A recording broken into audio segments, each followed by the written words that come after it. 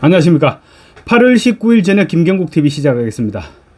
문재인 전 대통령의 전사위 서창호 씨 특혜 취업 의혹 수사를 둘러싼 구정권의 반발이 지금 도를 넘고 있습니다. 문재인 청와대 출신 민주당 국회의원이 27명이죠. 27명이 정치보복이라면서 집단 반발에 나섰습니다. 역설적으로 볼 때 문재인이 그만큼 위기감을 크게 느끼고 있다. 그렇기 때문에 반발이 심해지는 것이 아니냐, 이렇게 볼 수도 있을 것 같습니다. 이들은 심지어 검찰은 스토킹 수준으로 관련자들을 탈탈 털면서 억지 수사를 4년 동안이나 해왔다. 전직 대통령 사위가 취직해서 월급을 받는 것이 뇌물이라면 대통령 가족은 어떻게 생계를 유지하느냐, 이렇게까지 주장했습니다. 아니, 전직 대통령 사위가 정상적으로 취직을 해서 월급을 받으면 누가 뭐라고 합니까? 비정상적인 루트를 통해서 취업을 했고 뇌물성 월급과 생활비를 받았으니 문제가 되는 것이죠. 그러더니 이제 검찰의 소환을 받은 임종석은 오늘 19일 페이스북을 통해서 정치보복 피해자 코스프레를 하고 나섰습니다. 20일, 그러니까 내일 오후 1시 반 전주지검 출두를 앞둔 임종석은 오늘 페이스북에 공개 출두를 앞둔 입장을 밝혔습니다. 지금까지 드러난 검찰의 수사 상황을 보면 임종석은 떳떳할 것이 하나도 없어 보이는데 되려 큰 소리를 치고 있습니다. 원래 정치적으로 주의가 높았던 사람들은 죄가 있어도 큰 소리를 치면 된다고 생각하는지도 모르겠습니다. 이재명과 마찬가지죠. 이재명과 마찬가지로 모든 것을 정치적으로 해석하려 하는 못된 버릇부터 빨리 고쳐줘야 될 것 같습니다. 임종석은 진술을 거부하겠다고, 그러니까 묵비권을 행사하겠다고 이미 예고했었습니다. 그런데 오늘 페이스북을 통해서는 앞으로 수사받는 과정을 모두 공개하겠다면서 반발을 하고 나섰습니다. 검찰에서는 묵비권을 행사하고 언론 프레이를 하겠다는 것입니다. 임종석의 주장은 한마디로 문재인 내외에 대한 계좌 압수수색으로 사건의 본질과 목표가 분명해졌다는 것입니다. 한마디로 정치보복이라는 주장입니다. 전형적인 검찰 흔들기입니다. 192석의 야당을 믿고 검찰과 힘겨루기를 한번 해보겠다, 이런 심산을 밝힌 것입니다. 문재인의 전사위 서창호 씨의 타이이스타제 취업은 누가 봐도 부당 채용입니다. 중소벤처기업진흥공단 이사장 임명에 전북 전주을 공천까지 챙겨준 문재인에 대해 문재인과 이상직이 주고받은 부당거래 의혹을 부인하기 어려운 상황입니다. 그럼에도 불구하고 정치보복이라고 주장하려면 검찰에 가서 떳떳하게 하면 됩니다. 그런데 페이스북을 통해서 그런 주장만 하고 검찰에 가서는 묵비권을 행사하겠다고 합니다. 임종석은 2017년 말 열린 청와대 비공식 회의에서 조현옥 전 인사수석 등과 함께 이상직 전 의원의 중소벤처기업진흥공단 이사장 내정에 관여했다는 의혹을 받고 있습니다. 이와 관련해서 조현옥 전 인사수석은 이미 피의자로 신분이 전환돼 있습니다. 검찰은 이미 당시 행정관과 비서관 등에 대한 소환 조사를 통해서 상당 부분 혐의점을 파악하고 있는 것으로 드러났습니다. 그런 상황에서 정작 정거나 정은 앞에서는 할 말을 못하고 바깥에서만 떠들어대겠다는 것입니다. 임종석이야 뭐 계속 묵비권을 행사하는 대로 처리해버리면 그만입니다. 지난번에도 말씀드렸다시피 아마 내일 조사 과정에서 임종석은 피의자로 신분이 전환될 가능성이 굉장히 높아 보입니다. 임종석은 오늘 페이스북을 통해서 사건을 만들지 말고 증거가 있다면 그냥 기소하라, 이렇게 얘기했습니다. 그러지 않아도 검찰은 아마 기소를 전제로 임종석을 소환했을 것이라는 분석이 유력합니다. 자기가 기소하라 마라 하는 것과는 무관하게 기소는 정해진 순서라는 것입니다. 임종석은 비단 서창호 특혜 취업 의혹뿐만 아니라 울산시장, 문재인의 친구라 그랬죠. 문재인 전 대통령이 송철호가 당선되는 것을 봤으면 원이 없겠다, 이런 얘기를 했던 송철호, 그 송철호 시장의 울산시장 선거에 개입한 혐의에 대한 수사도 남아 있습니다. 서창호 건이나 송철호 건이나 임종석 입장에서는 해명할 방법이 없을 수도 있습니다. 그래서 묵비권을 행사하면서 정치보복 프레임으로 몰고 가려는 것으로 볼 수 있습니다.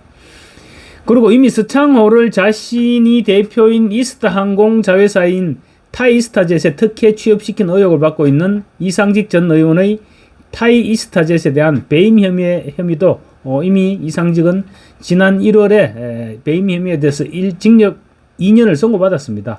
그리고 타이이스타젯의 박스코 사장은 검찰 수사에 협조한 덕에 징역 2년 6개월에 집행유예 4년을 선고받았습니다.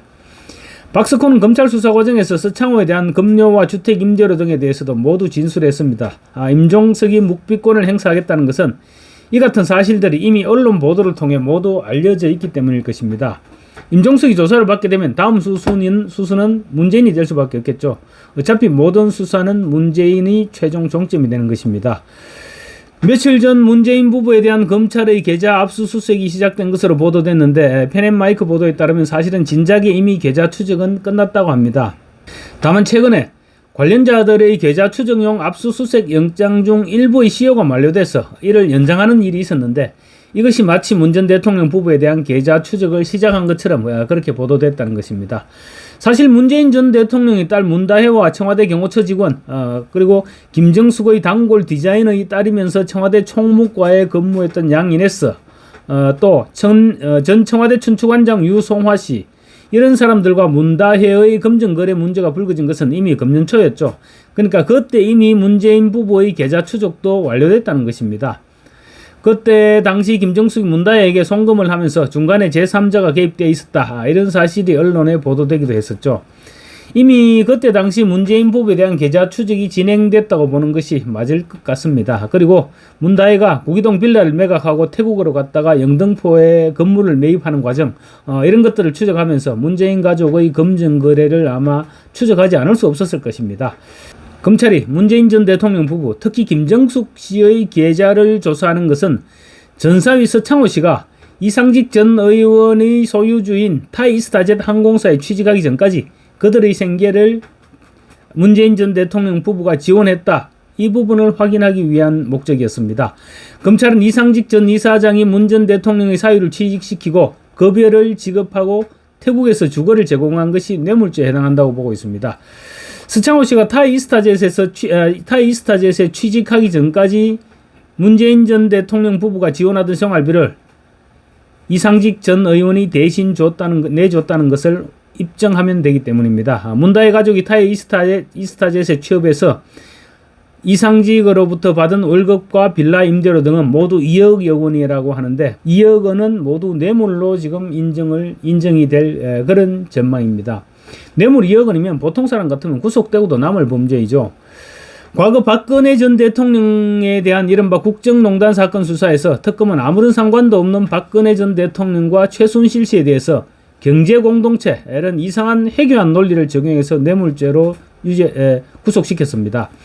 같은 논리라면 문재인과 딸 그리고 전사위 서창호 씨 등은 가족 및 친인척 관계를 구성하고 있다는 점에서 박 전 대통령과 최순실 씨의 경우와는 비교도 될 수 없을 정도로 혐의 그리고 법리적 구성 요건이 충분한 것으로 볼 수 있습니다.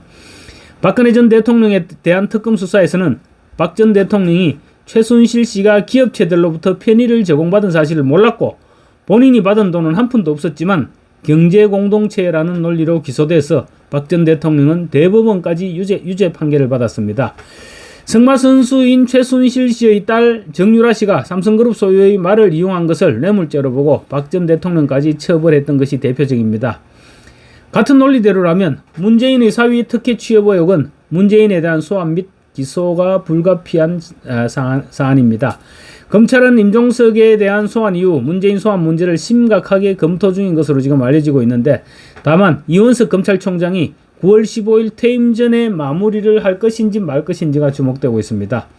이원석 총장이 마지막까지 목리를 부린다면 결국 차기 검찰총장이 출발부터 전직 대통령을 소환해야 하는 그런 부담을 안게 될 것으로 보입니다.